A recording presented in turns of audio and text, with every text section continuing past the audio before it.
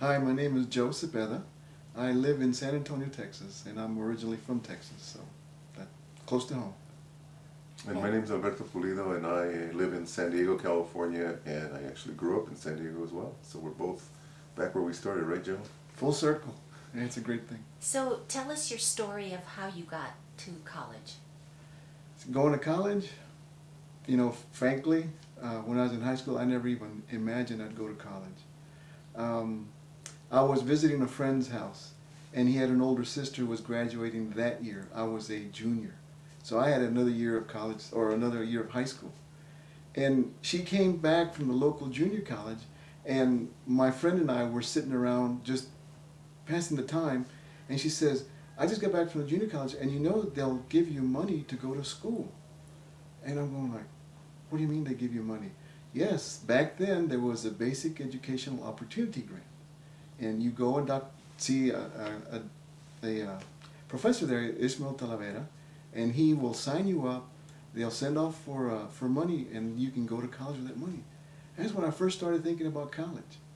Up to then, nobody in my house had ever graduated from high school other than one sister. Nobody ever thought about college.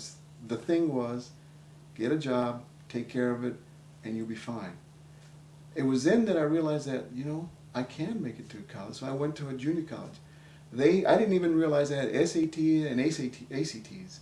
I took the ACT, and my test scores were sent to the junior college, and I got in.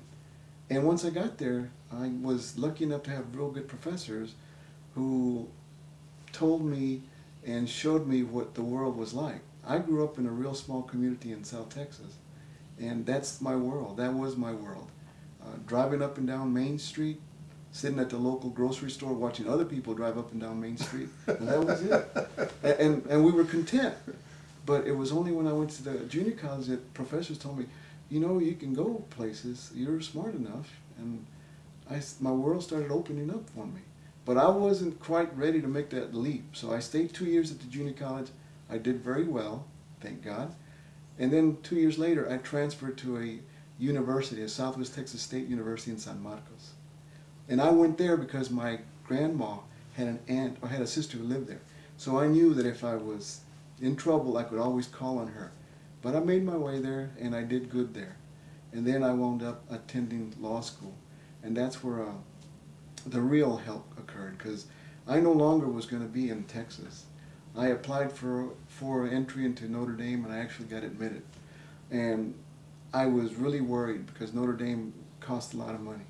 And about that time, I got a call from a man whose name is Jorge Canales, and he told me that if you come up here, they'll take care of you. They'll give you money. And that's when I first found out about the G-Pop, which Dr. Zamora was good enough of a man to fund people who wanted to go off to college. And I was lucky enough to get funded fully, and I got I'm sorry? Well, I can just add, I think I appreciate Joe's story in terms of being in your hometown and not really looking beyond that. I was fortunate enough to have a very strong mother, who some of you have met, and she was much stronger when she was younger. I think she's lost a little bit of her edge, and she was really always speaking to us about the importance of education.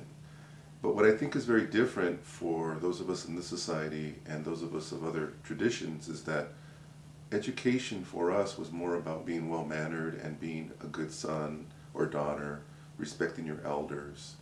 And that's how my family understood education. So we, because we were not from this country, meaning my parents, always thought education meant that you would learn that in school. And unfortunately, that really also wasn't true.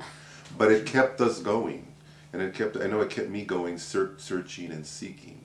And so because I did have a very strong mother, she really fought with my father to get my sister to go to school, and that was very eye-opening for me as a child.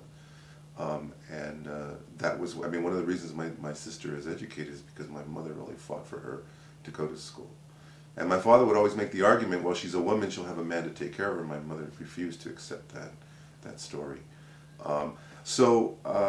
I also did the same thing as Joe, which is also very interesting. I just thought I could go to a community college, and it was expected from my mother because my sister and my brother had done the same thing.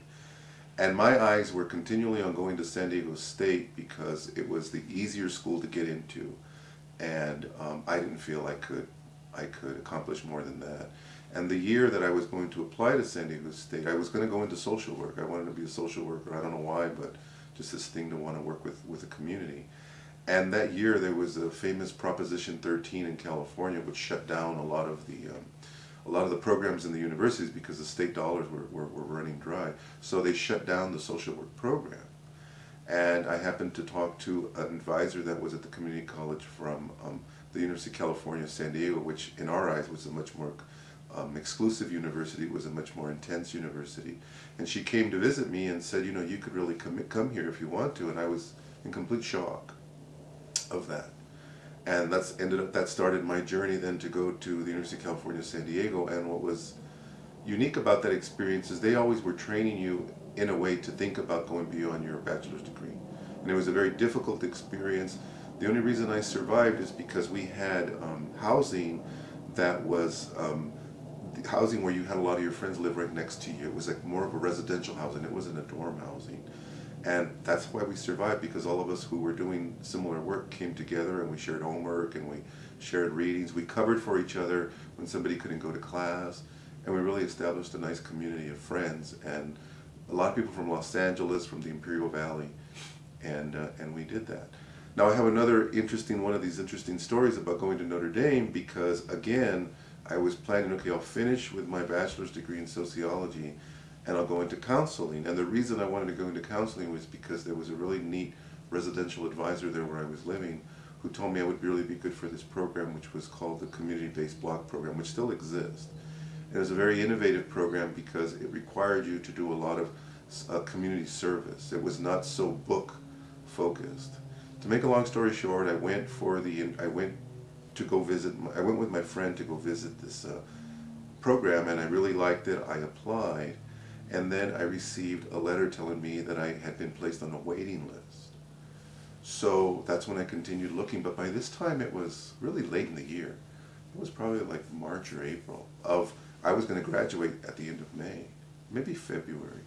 So then I ran into a guy named Richard Griswold El Castillo, who's a well-known historian in San Diego, and he teaches at San Diego State, but he happened to be teaching at UCSD that year. So I asked him, hey, you know, I'm interested in, you know, pursuing Chicano studies, Mexican American studies. What do I do? He goes, you know, well, Notre Dame has a lot of money in this.